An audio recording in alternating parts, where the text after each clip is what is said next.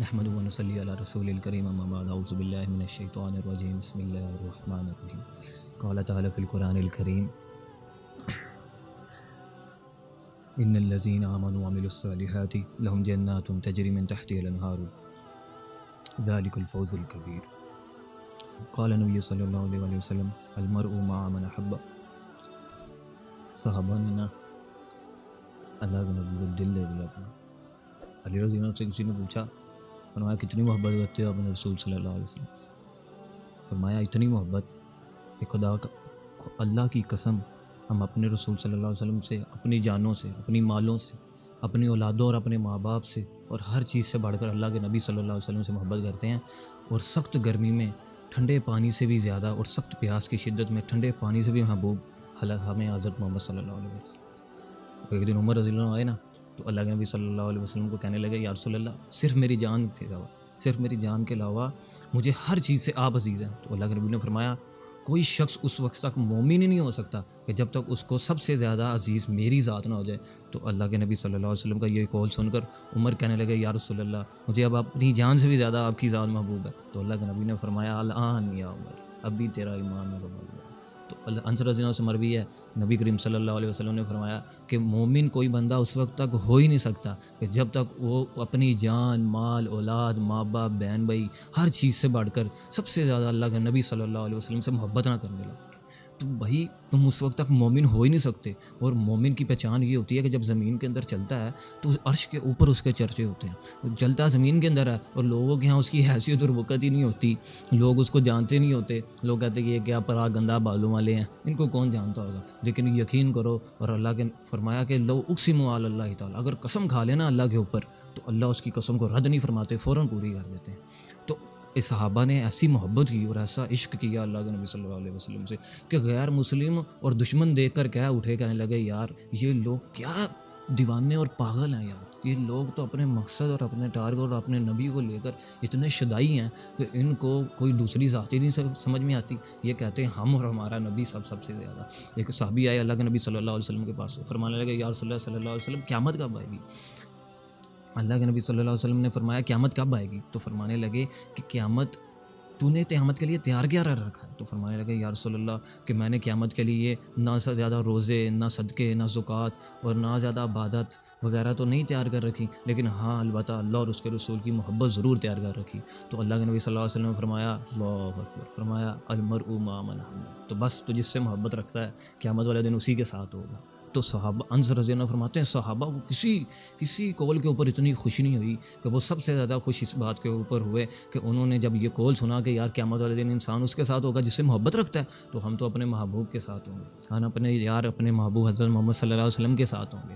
تو بھائی کیوں نہ ہوتی، ان کو اپنے نبی صلی اللہ علیہ وسلم سے محبت اتنی زیادہ تھی کہ وہ جان دینے کے لیے تیار تھے. غزوہ احد کا موقع تھا نا، اللہ اکبر، یہ قصہ اپنے دلوں میں اتار لو، دلوں میں یہ ایمان والوں کو نفع دے گا. یہ قصہ یہ ممکن کیسے یار، یہ قصہ کہ غزوہ احد کا موقع تھا، مسلمانوں کو بڑے نقصان کا سامنا کرنا پڑا. جب مسلمان کی عورتیں گھروں سے نکلی تو ایک عورت کو جب اس نے پوچھا کہ اللہ کے نبی صلی اللہ علیہ وسلم کدھر ہیں، تو انہوں نے بتایا مجمع کی طرف اشارہ کر کے کہ اللہ کے نبی وہ آ رہے ہیں. تو وہ بھاگتے ہوئی آگے بڑھی اور کہنے لگی یا رسول اللہ صلی اللہ علیہ وسلم اللہ کے نبی کدھر ہیں؟ تو کسی نے کہا کہ تیرا جو خاوند ہے وہ شہید ہو گیا. وہ کہنے لگی انا للہ و انا الیہ راجعون. پھر آگے بڑھی تو کسی نے کہا کہ تیرا بیٹا بھی شہید ہو گیا. تو کہنے لگی اللہ کے نبی صلی اللہ علیہ وسلم کدھر ہے؟ پھر تیسری بار کسی نے کہا بھائی تیرا بھائی بھی شہید ہو گیا. وہ کہنے لگی اللہ کے نبی صلی اللہ علیہ وسلم کدھر ہے؟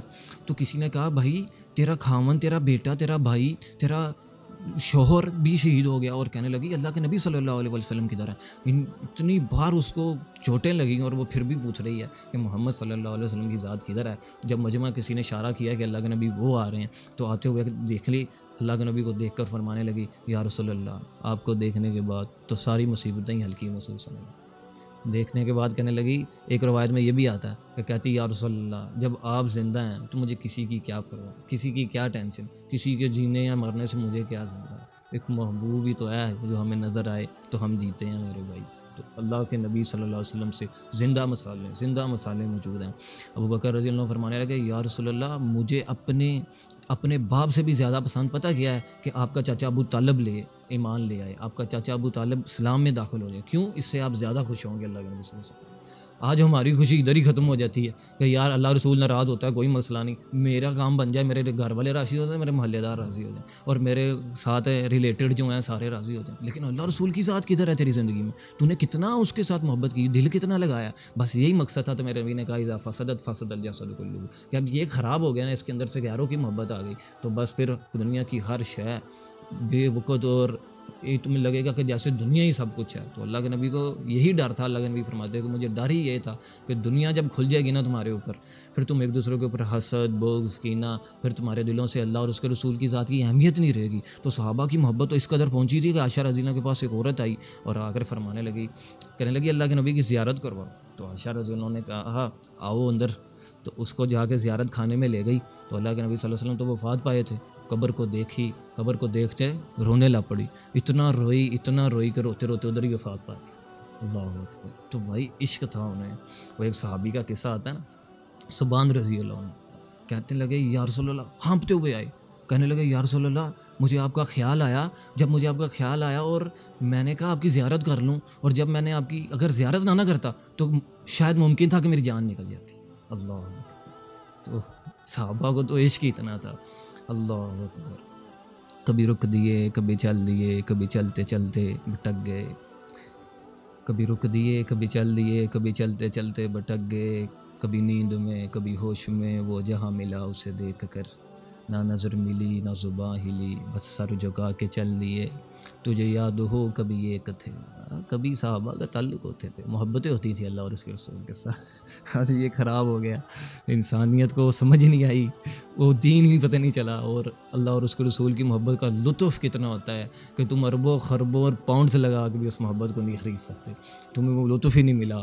تو فرمایا شاعر نے آگے خوب کیا، اس نے کہا نہ نظر ملی نہ زباں ہلی، بس سر جھکا کے چل دیے. تمہیں یاد ہو کبھی ایک تھے، مگر آج ہم ہیں جدا جدا. وہ جدا ہوئے تو سنور گئے، ہم جدا ہوئے تو بکھر گئے.